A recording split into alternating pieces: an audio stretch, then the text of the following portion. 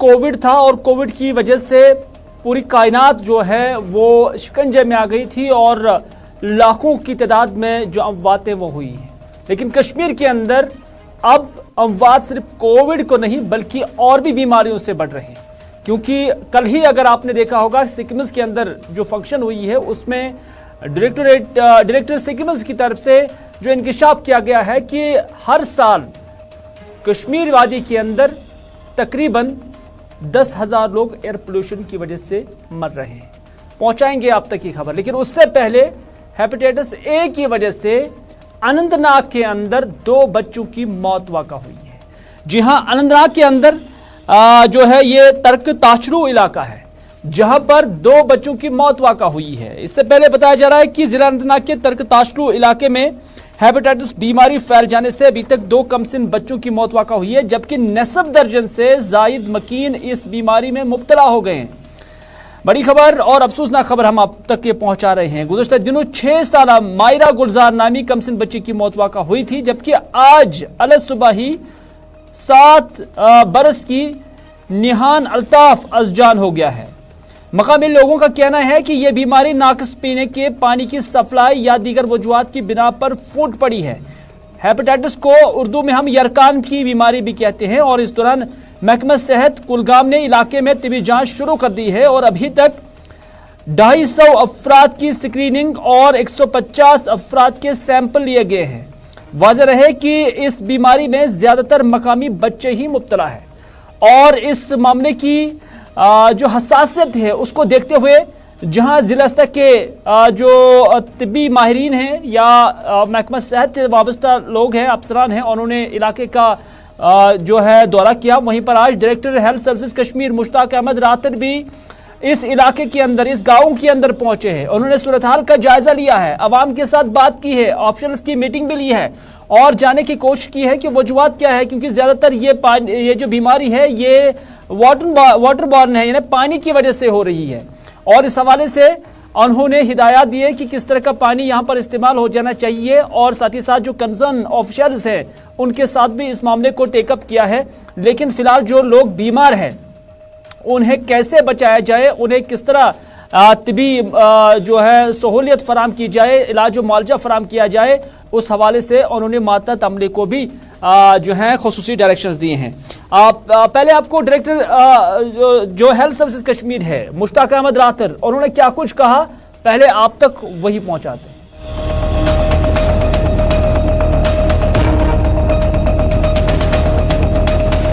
4 बड़े सीवियर थे तो उनको रेफर किया गया। उसमें से आपको तो पता है कि एक की डेथ लास्ट टाइम हुई और आज भी एक बच्चे की डेथ हो गई है। ये जो एपिडेमिक होता है वाटर बॉर्न है, ये सब लोग ए पॉजिटिव हेपेटाइटिस ए, हालांकि हमने हेपेटाइटिस ए, बी, सी, ई का भी इनको टेस्ट किया। हर एक जगह पे हमारे जो लोग लगे हैं 92 सैंपल्स हमने लिए। इसमें एक एपिडेमिक टूल होता है जिसके मेजरमेंट के हिसाब से सपोज हम हर एक को टेस्ट नहीं करते। सपोज एक घर में एक है तो उसके जो कॉन्टैक्ट्स होंगे उनका टेस्ट होता है और जो मरीज होगा उसका होता है। जो भी सिम्टोमेटिक है उनके हमने सैंपल्स लिए हुए हैं। उनमें से जो मैंने बोला कि 8 पॉजिटिव आए थे। अभी मैं पहले आने से पहले ही वाटर रिजर्वर गया, वहां मैंने देखा पीएचई वालों ने क्लोरिनेशन को स्टार्ट किया हुआ है, क्लोरिनेशन ऑफ वाटर वो कर रहे हैं।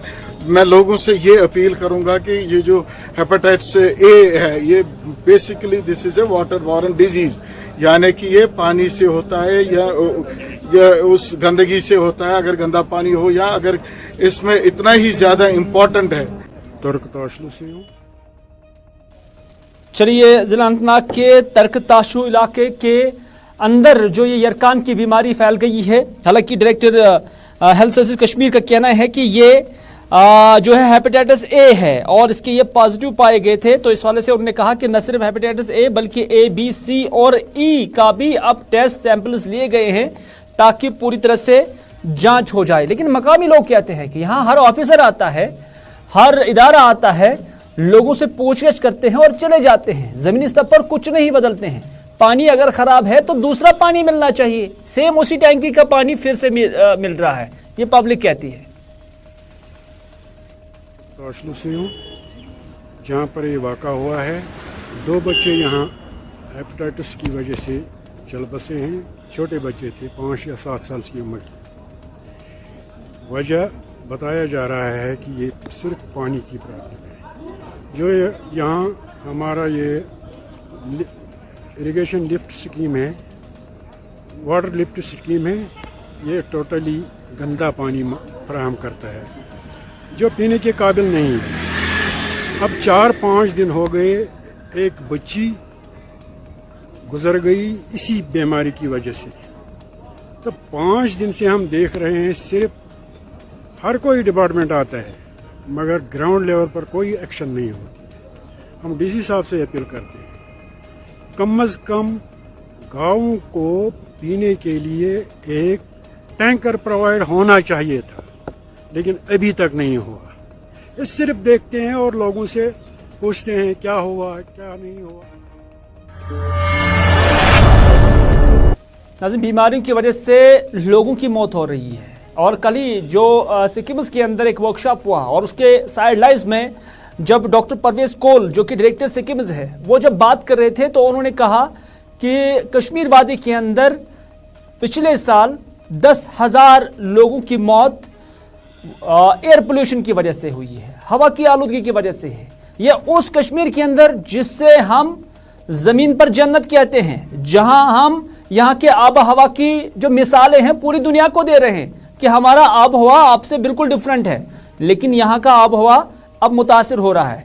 अनंतनाग के अंदर पानी खराब है, यरकान की बीमारी फैल गई और सिक्किम डायरेक्टर का कहना है कि हवाई आलूदगी, फजाई आलूदगी भी इस कदर है कि 10,000 लोगों की मौत वाक़ा हो रही है। उन्होंने कहा कि कांगड़ी, डस्ट, खराब सड़कें, धुआं, फैक्ट्रियों के अंदर खारिज होने वाला धुआं और मुख्तलिफ जो ईंट के भट्ठे हैं वहां से खारिज होने वाला कार्बन मोनोऑक्साइड, ये सब जो है जिम्मेदार है इन बीमारियों का। और उन्होंने यही कहा कि इस धुएं की वजह से, इस पोल्यूशन की वजह से सिर्फ इंसान के फेफड़े यानी लंग्स ही खराब नहीं होते हैं, बल्कि इस पोल्यूशन से इंसान का हर एक ऑर्गन मुतासिर हो रहा है।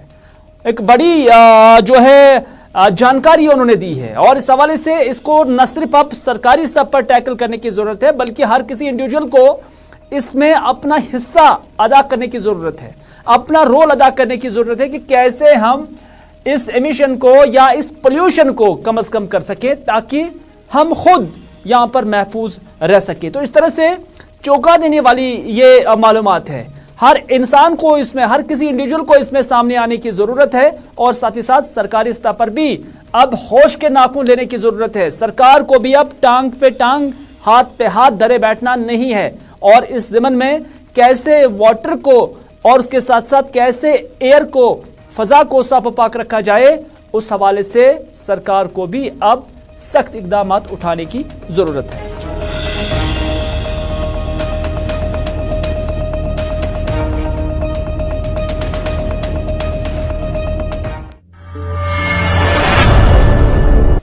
चलो अगली खबर में सियासत का भी जिक्र करते हैं। सज्जाद गनी लोन जिनका ताल्लुक पीपल्स कॉन्फ्रेंस से है, उन्होंने कहा कि कश्मीर के अंदर लाखों लोगों की मौत वाक़ा हुई है और इसमें ज्यादातर हिस्सा नेशनल कॉन्फ्रेंस का है।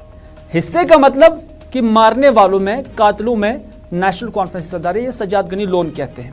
दरअसल आज पीपल्स कॉन्फ्रेंस के सदर ऑफिस पर एक तकरीब मुनक्कद हुई जिसमें हल्का इंतखाब खान साहब से नेशनल कॉन्फ्रेंस के दीरन रुकन मंजूर अहमद वानी ने नेशनल कॉन्फ्रेंस, जहां उन्होंने कल ही जो है रुखसत की थी वहां से, और आज उन्होंने पीपल्स कॉन्फ्रेंस का दामन थाम लिया है।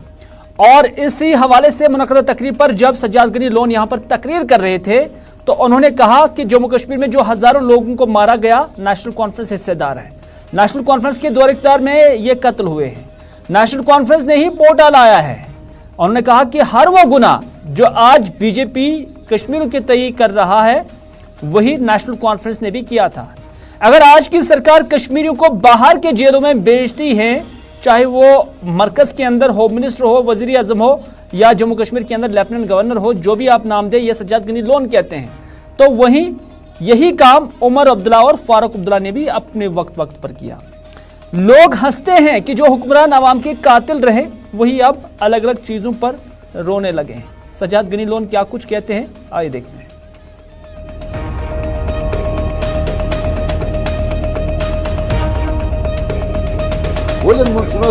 कातिल ब्याक मकतूल ठीक कि अम लच डेड बॉडी मज तुलो 40,000 पुसो उमर सबस ऐ क्या रिश्त उमन चोस कोस कतलो मज कि मकतुलो मज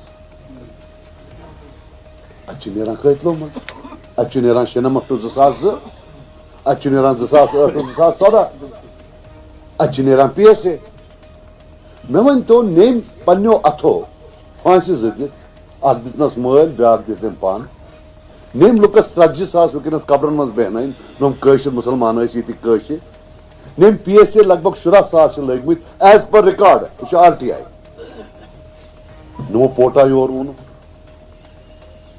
तुम कित पे हेकन आज वन कि तुम दुख कि 370 हटो क्या 5-3 हटो या उमानन ये वापस एक गुना NC बोले उसने कश्मीरियों के खिलाफ नहीं किया है जो बीजेपी ने किया। हर वो गुना जो बीजेपी ने हमारे खिलाफ किया है NC ने भी किया है।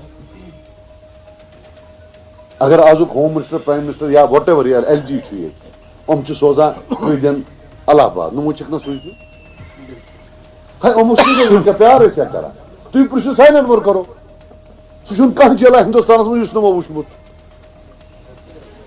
किराया सरकार बरान जेल हम खेवान।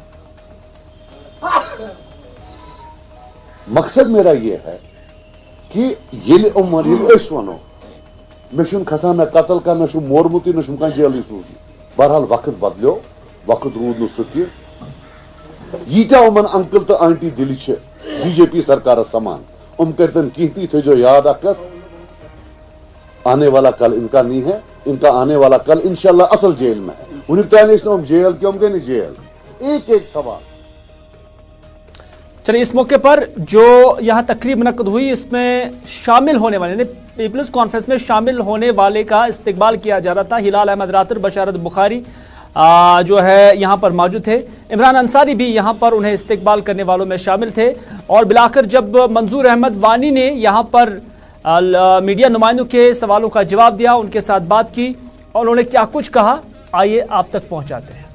मुझे नहीं लगता ये कोई ऐसी बात है कि किसी पार्टी से कभी लीडर ही नहीं निकला है या दूसरी पार्टी में ज्वाइन नहीं किया है। ये तो एक यूल मामला है, ये चलता है। क्या वजह रही, क्यों आपने छोड़ा? बस झूठ और सच पर, वहां सिर्फ झूठ ही झूठ चलता है। वह बकर गुजारिश तय फारूक सोब 90 नियर अबाउट एज बुजुर्ग वारिया, अल्लाह ताला थना सेहत बदन उम्र दराज दीनस। तमिस सुबह आसान कुरान शरीफ कहन बजा अथस क्या मैंने खुद देखा है, तो मगर पोज वना कमी पहनस। उमर साहब ये नेबर अंदर कह थोड़ा अंग्रेजी टाइपुक ना सह, मगर ये नेबर तह अंदर कह। मे बासो अम खुद बेहतर सो पार्टी कम से कम वनो लुकन पोज, पान ते वनो पोज, पे फैसला अल्लाह ताला सत, मगर दोख दी करो न कह।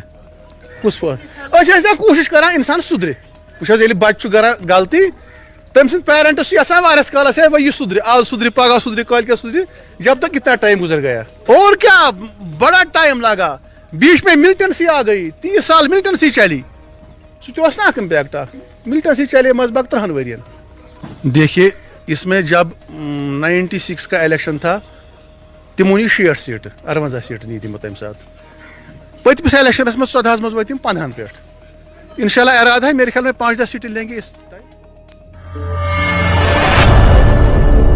इधर डूनीवारा चाडूरा के अंदर आज नेशनल कॉन्फ्रेंस का एक इजलास मुनक्कद हुआ और इस इजलास में नेशनल कॉन्फ्रेंस के सीनियर लीडर अली मोहम्मद डार यहाँ पर मौजूद थे और उन्होंने अपने सारे हल्के इंतखाब से ये जो चाडूरा हल्का इंतखाब है वहाँ के जो वर्करों हैं उन्हें आज यहाँ पर तलब किया था और उनके साथ जो है मुलाकात की। और इस मौके पर उन्होंने कहा कि ये दरअसल पार्टी सूरत हाल का जायज़ा लेना था, वर्करों के साथ तबादला ख्याल करना था। और इस मौके पर जब वो तकरीर कर रहे थे और तकरीर के बाद जब उन्होंने मीडिया नुमाइंदों के सवालों का जवाब दिया तो उसमें उन्होंने कहा कि उनसे पूछा गया कि हिलाल अहमद रातर जो कि फर्जंद है अब्दुल रहीम रातर के, वो चाडूरा के अंदर अब इंतखाब लड़ रहे हैं, कहीं ये नेशनल कॉन्फ्रेंस के लिए चैलेंजिंग तो नहीं होगा। तो इस पर अली मोहम्मद डार ने कहा कि कभी कभी इंसान को जानते हुए भी सब कुछ नज़रअंदाज करना पड़ता है, इसलिए नहीं कि हम डरते हैं, बल्कि रिश्तों को निभाने के लिए करना पड़ता है। अली मोहम्मद डार ने मजीद क्या कुछ कहा, उन्हीं की जुबानी सुनते हैं।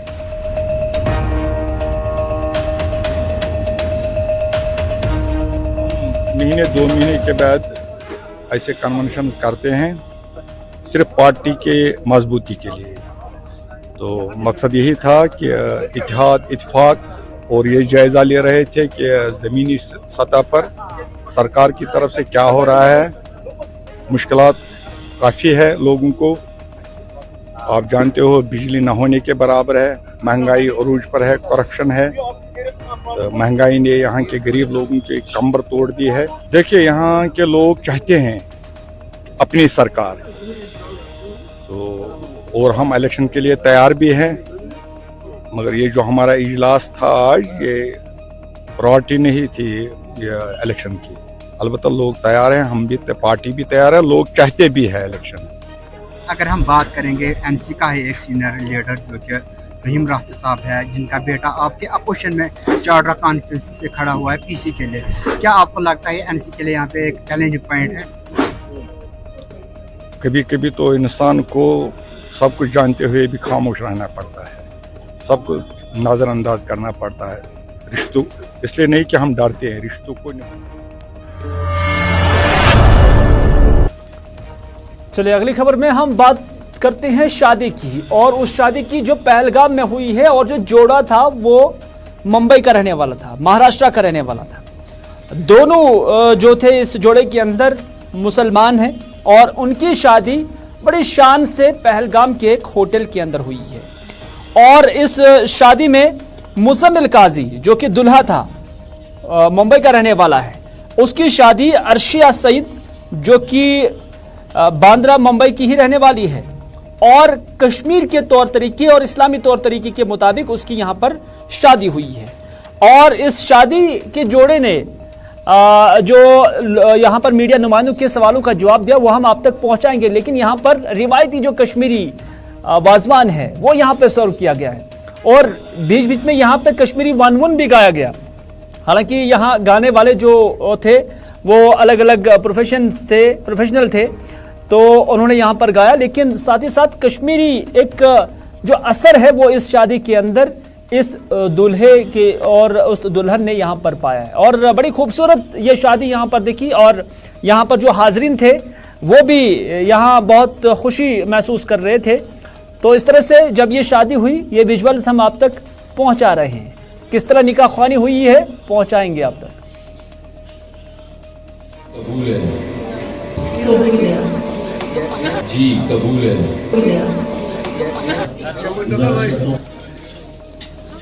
के मुबारक के लिए मैं तो बहुत अच्छा फील कर रहा हूँ, क्योंकि कश्मीर में शादी करना मेरे लिए पहले डिसीजन थोड़ा 50-50 था, बट जैसे हम यहाँ पे आए, जैसे यहाँ पे लोग खिदमत करते हैं, लोगों की ऐसी खिदमत करते हैं जैसे वो हमारे घर वाले हैं, और हमारे घर वाले भी ऐसी खिदमत नहीं करते जैसी वो खिदमत करते हैं। कश्मीर के बारे में सबको यही बोलना चाहूँगा, it is the most beautiful city in India and it is one of the best cities. The people are very welcoming and they are very lovely. They treat you like family. वो अपने सराखों पे रख के आपको welcome करते हैं, वो इतने अच्छे कश्मीर के लोग। ये पहले विजिट कर चुकी हूँ एंड जो एक्सपीरियंस मुझे कश्मीर में मिला है वो मैंने कुछ सिटीज़ इंडिया में ट्रैवल की है, ऐसा एक्सपीरियंस मुझे कहीं और नहीं मिला। और मुझे बॉम्बे के अलावा अगर मैं सोचूं कि मुझे कहाँ जाना है तो my heart is here, because जैसे मैंने बताया मैं हर साल कश्मीर एक बार नहीं एटलीस्ट 2-3 बार विजिट करती हूँ, because I just love this city and the experience in this city is always incredible, memorable and priceless, and I wanted my loved ones to experience the same.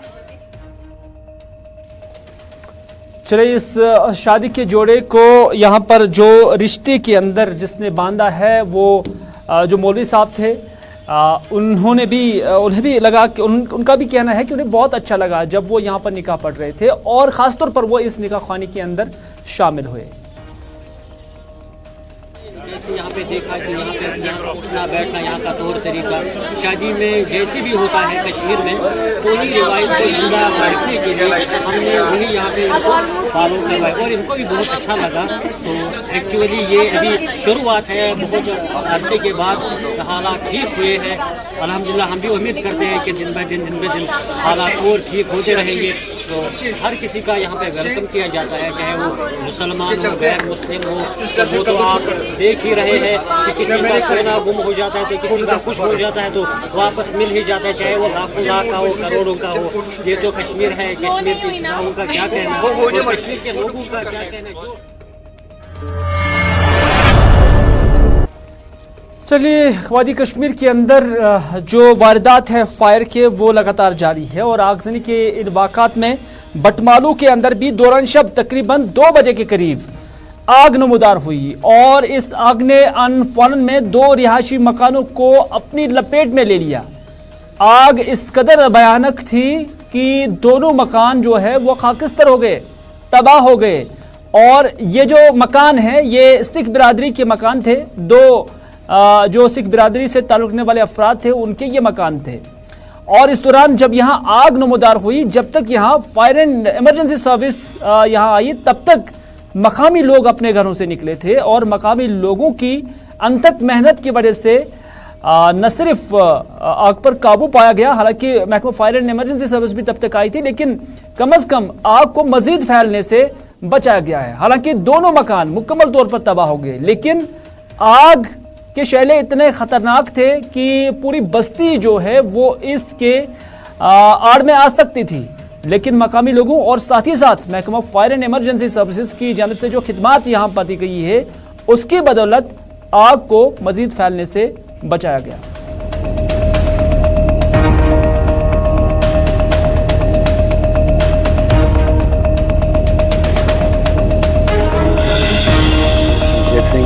और साथ में कृष्णजीत सिंह के 2 मकान है सरदारों के इस महल्ले में, और बाकी जो पड़ोसी हैं साथ में ये सारे यहाँ के रहने वाले मुस्लिम भाई हैं।